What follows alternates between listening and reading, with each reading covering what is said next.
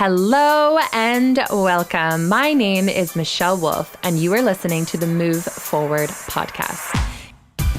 Each week, we will be talking about living life to the fullest and making the intentional choice to move past trauma. I'm a registered massage therapist, a whole food lover with farm roots.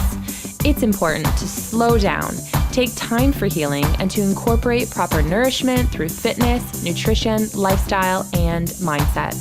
During this journey, I'll be speaking openly about my personal experiences with cancer, loss of a loved one, wellness, and infectious optimism. Plus, you'll get to hear interviews with many truly inspirational and informative guests. We'll tackle each challenge with courage and care. Thank you for joining us on a mission to move forward in body, mind, and soul. Now let's begin. Today I'm chatting with boss babe Janey Brown. Janey is a singer, wellness coach, yoga instructor, and performer. She's the creator of Fierce Academy, where she's helping others overcome stage fright and other challenges that may be holding one back and enhancing their lives by being brave enough to love their fears.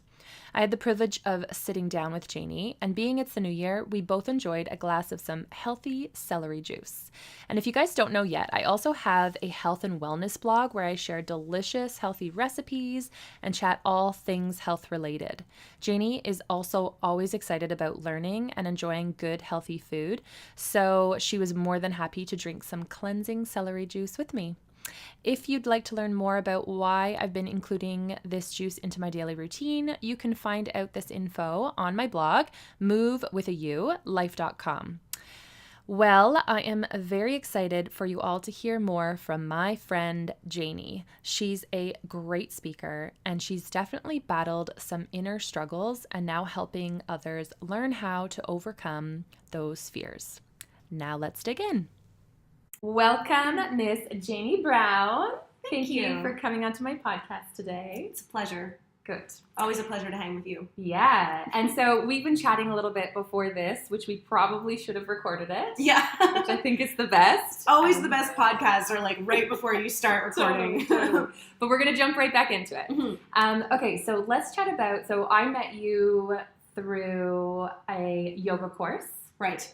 That you taught, which was amazing. That was like, I want to say 2 years ago, or was it 3? I was trying to think about it today, and I actually don't remember, but 2015 or 2016. I might have been 2016, summer of 2016. I don't remember either. Crazy though. how time flies. Yeah, totally. Yeah, but okay, so that was amazing, and then we've kind of just kept in touch here and there. We're both kind of the entrepreneur ladies doing our thing. Yeah. Which is amazing. And yeah, so I'm just really excited to share with my viewers a little bit more about who you are and your journey, because you've definitely been through a few things, but you're also this badass babe boss doing your thing. And I'm just really proud of you to see like where you've come and what's going on now for you. Okay, so let's dive into that. Yeah. So I was kind of going over some things that you have done ever since like your past. So when you were younger, you were a performer. First and foremost, you're a singer, a performer. Yeah, singer, performer. Yeah. Okay, amazing. And you're still doing that? I am still doing that. Okay, wonderful. And then there was kind of like, and you were confident and things were going great and you were loving that. And I was like fearless on stage between, I'd say like 8 years old and like 13, 14. Okay. And then as soon as I got into high school, you know, the combination of bad skin and a little bit of bullying and sort of sexual harassment and just like the pressures I feel like the high school girl feels, started to weigh on me, and anxiety in general, like in my life started to peak, and I started to get stage fright. Like the stage no longer felt like a place I could escape my reality on. It was more of a place that contributed to my anxiety. So, but I still always did so well when I got on stage that it kept me going. Like, so people are always like, well, why did you keep doing it if you were so afraid? And I was I would have like these meltdowns before I'd go on stage, and people are like, well, how did you sustain that for so long? And it was because I always crushed it, and in all honesty, I always got like adequate praise from the audience, and people were always like, you were so, so good, like all this encouragement all the time. And I always felt, like supported by everyone, even though I didn't really believe that I did so well. So that's the thing that kind of kept me going. But I had stage fright for like 15 years.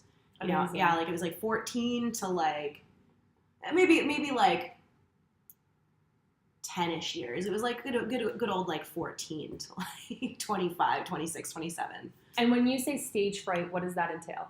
What did you go through? So yeah, I mean, mine, I think everybody's looks different, but mine looked like it would be like 24 to 48 hours before a show, I would just like not be able to eat.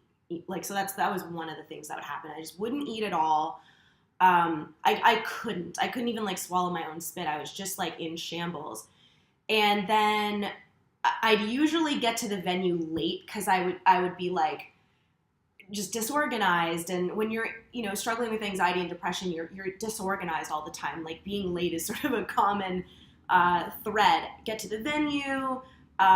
I'd have a meltdown there. Like that wouldn't always happen. This is just kind of like the worst case scenario of sort of an example of what could happen when I was struggling with it the most. Get to the venue, have a meltdown in a bathroom or a corner that was private. And because I was always taught that the show must go on, like it was never an option to just stay there. It was always like, get up, put your makeup on, and then just get out there. And then I'd come off stage and I would, like, there'd be this sort of momentary release of all of that tension that had been built up for a few days before the show. And the thing is like a few days before the show, that would be when it's at its worst. But I would actually sometimes be nervous like a month before a show. Mm-hmm. Just thinking about it. Yeah, exactly. And it'd come in waves. Like it wouldn't be as intense as a few days before the show. But then a couple days before the show, it was like, you have to be perfect in every single thing that you do. Like you drink perfect, you eat perfect, like you look perfect, you sing perfect, all of that stuff. Anyway, so like I'd get on, I'd crush it. I'd have this momentary release from sort of all of the tension and pressure. And then I'd come off stage feeling like a fraud, being like, I absolutely bombed it. I suck. I'm terrible. And everyone else would be like, that was amazing. Like you were so good. And I would be like, well, they have to say that because they love me. And I would like kind of shove them away and isolate myself for a while. And I would like, that was when I got into the eating disorder business where I would be starving because I just finished a show. I would eat so much. And then I would actually just puke by default. Like I wouldn't even need to make myself. Sure. I was just so full so then that started a cycle of bulimia. And that was sort of, that was where like the negative lifestyle habits started to really like generate into a cycle. Right. So, yeah. Okay, so I wasn't going to get into this, but just talking about it and thinking about it, do you know where that came from? Or like, did you kind of feel some of that from like the pressure? Was that coming from within or was that coming from maybe outsiders or other things? It's a really good question. That? Yeah, really. Are you sure of that? I'm sure of, like, because, I mean, obviously, producing my program and I've had to do a lot of thinking about what happened here, like what went wrong. And the conclusion sort of that I've come to is, or at least a major piece of it is that so my parents were just supportive with respect to like what it was that I wanted. I didn't have a stage mom. I didn't have a stage dad. They were just like, if this is what you want to do, like we've got you. And they, so the driving began like to and from the rehearsal hall and all of that. So it didn't come from them. Like definitely I didn't feel my mom being like, you didn't hit the note. It was all me. And it was because I didn't feel good enough just in the world. Like I didn't feel good enough and loved enough by myself to just get out there and authentically share my sound. It had to be like world class for me to be like, now I feel worthy. And even then it wasn't ever enough. Sure. Right. So this is like the talk, this is like where you essentially like the disease of perfectionism. Yeah, I was going to say it's the perfectionism. Yeah. Okay. All right, so you went through all of this, and then you said till you were in your mid-20s, you kind of had a shift there. What happened around that time? Or what were you doing in order to recognize and maybe get out of that? Right. Well, one of the things that helped me kind of find clarity was that simultaneously, so I was a child performer I started at 8, but it really didn't get intense until I was 10. So from 10 to like 18, child performer every single year. We would do like 40 shows a summer. It was it was a very, very aggressive performance schedule. And then when I got to I moved out at 17 and then hit the big city at 18. And as soon as I came to Toronto, I was like, well, like I've got to somehow pay for my career. And I got into wellness. And it was a thing that I had already been involved in because I was a black belt karate kickboxer. And it was just part of my lifestyle, just this athleticism. And I came to Toronto and was like, maybe I could become a coach. And that would not only like keep me kind of in shape for the stage and make sure that I'm healthy in mind, body, and soul, but also I could make money doing this. And at first it was just sort of like a supplement to help me pay for my recording sessions and stuff like that when I moved to the city. But then it became a career. Like it was this thing where it was like people were relying on me every week to show up and like take care of their bodies and stuff. Right. So in the mix of me kind of trying to establish this performance career and singing career, there was also this wellness career that was getting established, like kind of out of my control. Like I didn't really plan for that. And one kind of like crazy thing about it is at one point I actually was ashamed of it because I thought that the wellness success was a direct reflection of where I wasn't yet in my music career. Interesting. So anyway, like that was a piece of sort of what dragged me into the knowing of like what's healthy and what's not healthy. Because as I said before, I was living with anxiety and fear and stage fright. Like I was living that way. Like I was operating that way for like 10 to 15 years before it was like, oh, this is actually not normal. Like this is totally not normal and totally not healthy. Before you recognized it yourself. That's right. Because before it was like, I was convinced that, oh, this is just part of performing. Like it's butterflies. But where butterflies butterflies are normal and they're healthy, like to get nervous before a podcast or a performance or whatever, that's totally normal. But where it's not normal is when they turn into tiny vampire bats with machine guns and you feel like you're going to die. Right. And then you do things that affect your life that aren't healthy, like, have an eating disorder or don't eat so the lifestyle habits, I thought, like I was only coping with these lifestyle habits because I thought that was what I needed to do to be a performer. I thought it was normal. Right. So it took several years and a wellness career for me to learn about the body and the mind and the brain and the nervous system A to Z before I was like, oh, like this is like, I'm like in trouble here. And it wasn't just me realizing that I was in trouble. It was also like my life kind of was falling apart in several areas. I was signed to a record label in New York at the time. And I lost my voice for a year and like had to exit that deal. And I also was in a sort of an abusive relationship a few years before that. And that had affected, like the trauma of that had caught up with me and added to the stress. And then I was in a relationship where I actually really, really cared about the person and was like, this is the one. And my behavior and my lashing out and my inability to manage my anxiety like really affected us. And that's kind of when I started to go like, I am not okay. Like, there's some work to be done. Yeah, like a lot of some changes work to be done. Okay, so I know there's some stuff in between there, but kind of fast forward to now, you've got Fierce Academy, which is your business that you've started in the last year, would you say? Or was it? It was launched April 2017. Okay.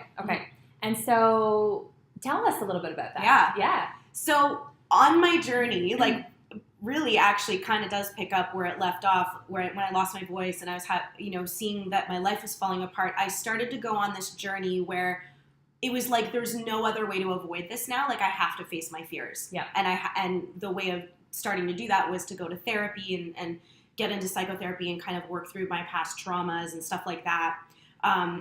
not only from my adult years, but from my younger years. And in that process, I, learned that courage, which is what I was always striving for on stage, wasn't the absence of fear. It wasn't pretending that you didn't have fear. It wasn't striving to be fearless. It wasn't hiding. Mm-hmm. It was owning, actually, that you have fear and doing it anyway. Mm-hmm. It was being afraid and doing it anyway. So I understood in this process of psychotherapy and working through my traumas and stuff that I needed to bring my darkness into my light and fuse the two, and that was kind of how I was going to become whole again. And so with that, I came up with this idea that we need our fears to be fierce, which is why I spell it FEARCE. Mm-hmm. And Fierce Academy, that company, now delivers strategy for any leader, really, but mostly geared towards artists. Strategies to help them become more brave and own their flaws and self-acceptance and self-love, so that they can manage their careers better and the anxieties they have in their careers on stage, but also, in a boardroom where they're pitching their work to someone, mm-hmm. or, in a one-on-one session. It doesn't matter what the fear is, but just conducting your life in a braver manner with your fear. That's kind of what the programs are offering to leaders. Right. And is that more of a one-on-one concept, or? Yeah, it was built. So I initially built it. It is a 5-week program, and that is delivered sort of through content that can be worked through individually, on via a person's own time frame. Mm-hmm. And then there's an individual coaching call that's included as well. But now Fierce Academy 2.0 is coming out, and it's going to be scaled so that kind of anybody can go through the program at any time, versus me taking them through it in a certain time frame. Right. So, okay. Yeah, that's what's next. Amazing. I'm excited for that. Yeah, me too. Yeah, there'll be, it won't just be digital anymore too. It'll also be, there'll be ebooks available, audio meditations, which were always available, and then eventually we're going to do video for it as well. So, wow. Yeah. Getting all into that. Yeah. Amazing. Stepping it up. I love it. And are you finding that you're meeting some people that are really, really needing this and really excited about it? And honestly, every single person is where were you? Where have you been? And I'm saying the same thing, because this just didn't exist when I was, for sure, coming up in the game. Our coaches, attitudes, or even just the general performance industry's attitude was if you're too scared to get on stage, then get off. Mm-hmm. Someone else will take your spot. Mm-hmm. Not, let's work through your fear. It's normal to have fear because we're human. Being human is having fear. So let's work through that so you can become braver and be better. Yeah. It's just no, get off. This isn't the industry for you. Right. So I mean, to have a coach that was willing to work through fear and trauma and things like that as a kid, it just wasn't around. And Facebook didn't even exist. So the internet wasn't really that resourceful when it came to that either. And I think being specified to that is kind of generally what you're saying here. But if you were to, for instance, you've seen therapists, right? You've done all of that, right? And obviously there's a huge benefit from that. But then there's this other stage where, if you're dealing with a specific thing and somebody who's maybe dealt with that or who's gone through it themselves, it's almost, it's different. Totally. It's interesting seeing their concept and their way of how you deal with it and how to overcome that and that sort of thing. Yeah. Yeah, it's being niche with it. Yeah, for sure. And anyone I talked to from an artist standpoint said that they could utilize it, but also from a professional standpoint. That's not the way I wanted to say it, but and for example, I've had lawyers and realtors take the program and be very receptive to it as well. Right. Yeah. So. Yeah. And I personally, I haven't taken the full course yet. However, we definitely had a call, and I remember bawling and just being what? I didn't know I had this going on. It's so amazing how... You were very brave that day. It takes a lot of courage to allow yourself to see what's there. Yeah. And I think that's the thing. We all go through things in our lives, but in some way or sometimes it's you just need that extra help or advice or whatever that may be. Mm-hmm. And it's amazing or surprising to me how I think I'm great. I think all things are good. And I think that's what you do a lot of the time. You just keep pushing on. Right. But it's like, maybe if I did this work, I'd be able to be that much better, or be able to overcome something more, or be able to, even with my business, be able to get to that next step and help other people. Totally. So I think that was really what got me, because I really was not expecting that at all. Not expecting. I was not expecting that at all. No, that's so awesome. I'm glad, like, if even in a small way I can, like, because that was all you, as far as I'm concerned, that was all you, like, you were ready to walk through the door. So, but if I can even be, like, of even 1% assistance to helping someone in their journey, like, it means the world. Absolutely. So that's exciting. And coaches need coaches. Like, it is what it is. Yep. Absolutely. Okay, so you have a quote on your website that says, broken and brilliant, scared and strong, flawed and fierce. Can you elaborate about that? Or is that just is that something that you live by? Or is that just like, you just really... I mean, it's another variation of the same thing that I say all the time, which is that, this is going to be another quote. So I'm trying to make it simple. No, you can do it. Well, fear is not a weakness meant to be extinguished. It's a catalyst for courage and conquest. It's broken and brilliant. You're not either or. You're not brave or afraid. You're brave and afraid. Yeah. That's fierce. Right. You're not scarred or strong. You're both. Your scars are what make you strong. Your diamonds are your darkness. Your darkness is your diamonds. Your magic is your madness. You know what I'm saying? So it's just another variation of this philosophy that I believe in, which is we are who we are because of both of them. And not only like because of both of them, but they're actually kind of the same thing sometimes. Like you need one to have the other. You need one to have the other, but also they're the same things. Like even just like if you look at, for example, I'll use myself. I'm a very like you've seen me. I'm a very passionate person. I'm expressive. I'm fiery. I'm like full of life. But I'm also like I'm full of like when I'm full of life and I'm angry, like that can be a setback. But you can't necessarily take one without the other. Right. All you can do is the best you can do with that passion and that anger when you're feeling it. You can learn to manage it from the negative side of things, but you can't get rid of it. Right. Otherwise, you've gotten rid of the good side of it. Right. So I don't even necessarily know that it's like we're darkness and we're light. It's like our darkness is our light and our light is our darkness, in a sense. Interesting. I want to think more about that. It's something to think about for sure. It's not something to just... believe in, or I always say like, hey, we just talked about this. I think anything is true and relative, like anything is true predicated on the actual scenario. Right. It's all relative to the scenario. Right. Which is why, like, and you were saying, like, everything is a little bit more malleable. Yeah. Like never just believe something. Yeah. Take it in and decide, and wonder about it. Because it might not be true for you at this time. Right. Or it might be perfectly true for you at this time and then not tomorrow. Yeah. Yeah. So. Love it. Okay, so I'm wondering, you're doing all of this amazing work, helping other people. You've gone through a lot of hard times yourself and whatnot. But would you say, like, do you still have hard days? Yeah. But not the same. I went through like a real rough time for a lot of years. And I think that it lasted so long because I was just unaware of the way I was living. I wasn't as intentional with the way I was living.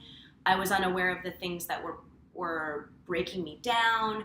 And then like I finally realized, I need to make a change. And then like went through 4 years of therapy, and that was kind of hell too because you're dealing with like you're dealing with it now. So I think it lasted for so long because of that.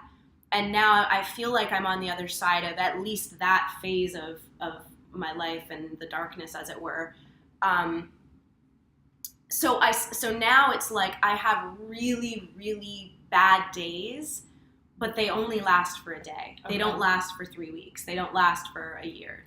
It's here and there. And what are you doing to get out of that, or kind of maybe eliminate some of them or decrease that length of time? Yeah. I mean, I do anything and everything that I can. It's a messy process. It's not like, all right, and now I'm like eating shit and I need to like do these things to like get out, right?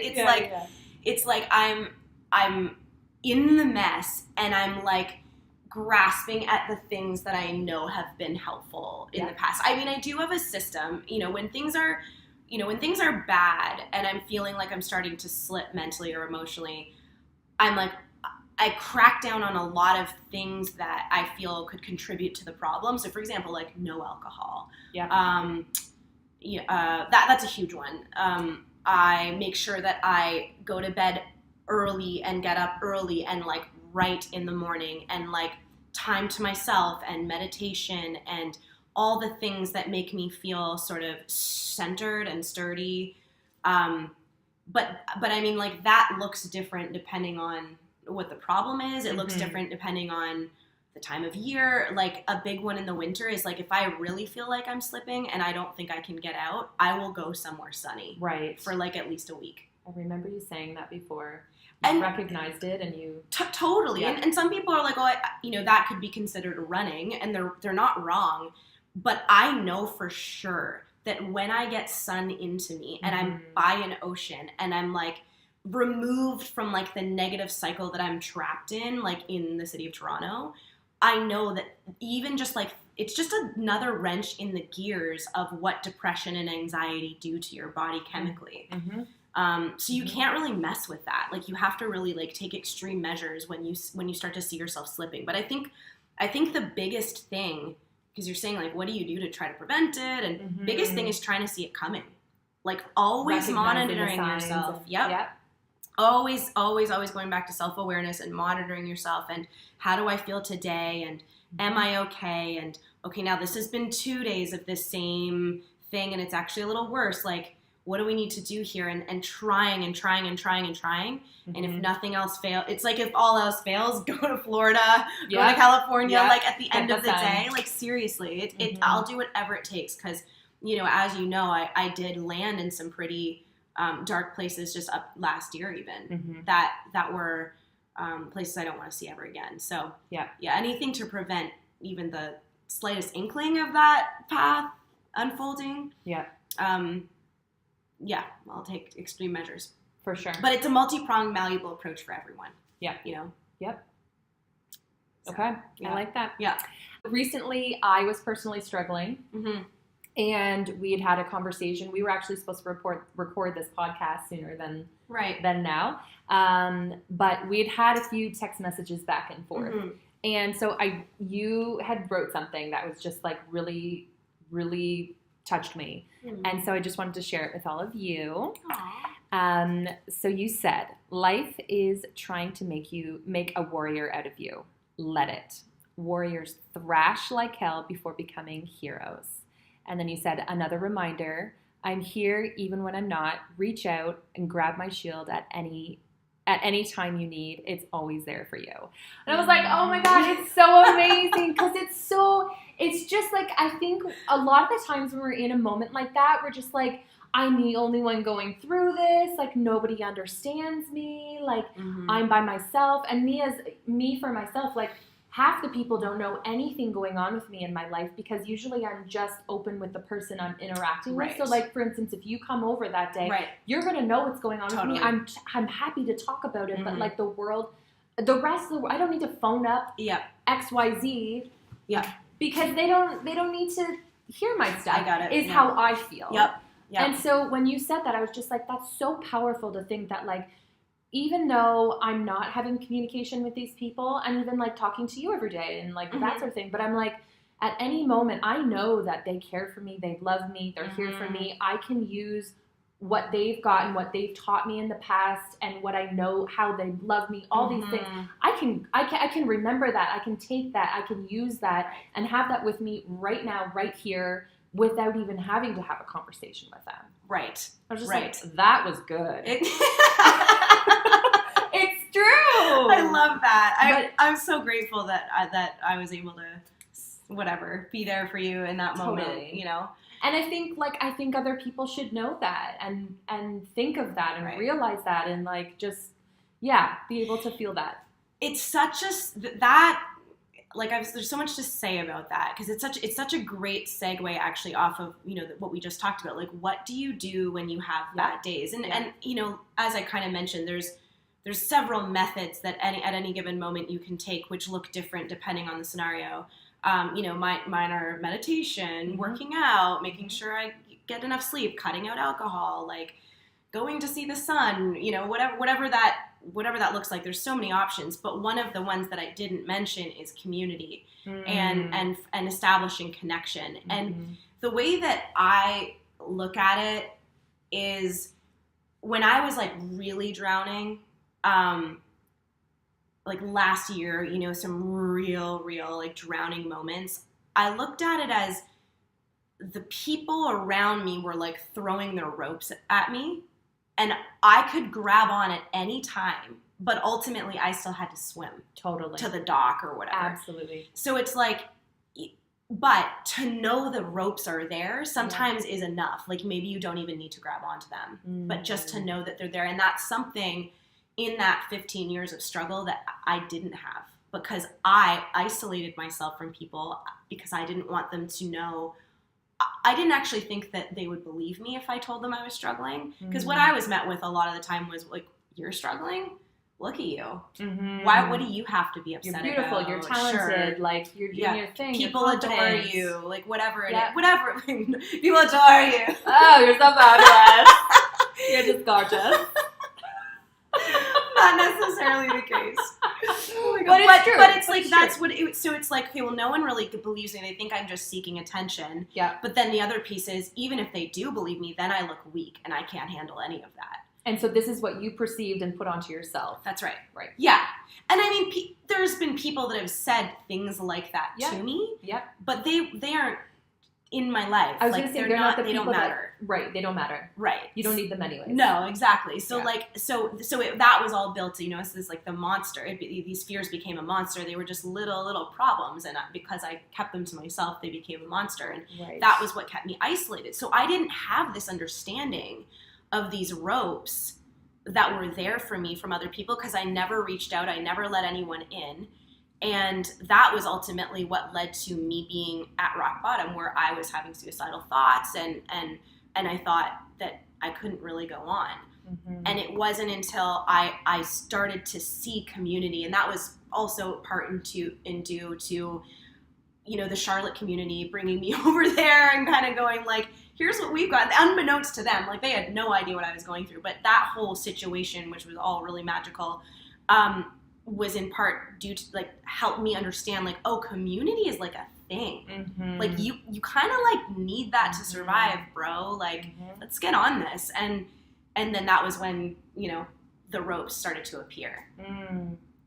So it's funny because I didn't know that you were going through all of this. We had a time where because you didn't say anything. Right. And we hadn't met up for quite a while and all of that. And then I remember reaching out to you. We met up. We went out for lunch. And I was like, dude, I want to tribe. I really want to like meet people. And let's build a community. Let's build a community. And you were like, oh my God. That was exactly seriously like the start. Honestly, like that meeting like was right around the start when I was like, this has to happen. Like, there's got to be a community here. Like, you can't fly across the world. Every time you need somebody to talk to. Yeah, it's just funny. It's funny how life works out. But yeah, like that was the start, and it was such a. I mean, it's so funny how you go so long without something that's so basic. Like, but yeah, it's also a piece of, on the really bad days, like, I understand there's all these ropes, and I know now, like, I can, and that, like I said, that alone is enough. Sometimes that just helps me knowing that I could call almost anyone. Yeah. And any one of my good friends would be there for me. For sure. Like, and I think that's another thing, like recognizing like your tribe and like building your tribe is because you've had maybe in the past where you've had bullying or whichever. And it's like, okay, so who are my people? And where are those people that I know that like if I tell them something, they're not going to judge me, or I'm not going to feel the judgment, or I'm not going to feel like I'm putting a burden on them or whichever. It's like, this is my community. I need to find those people. Totally. And I think, I think that there's something really powerful about that.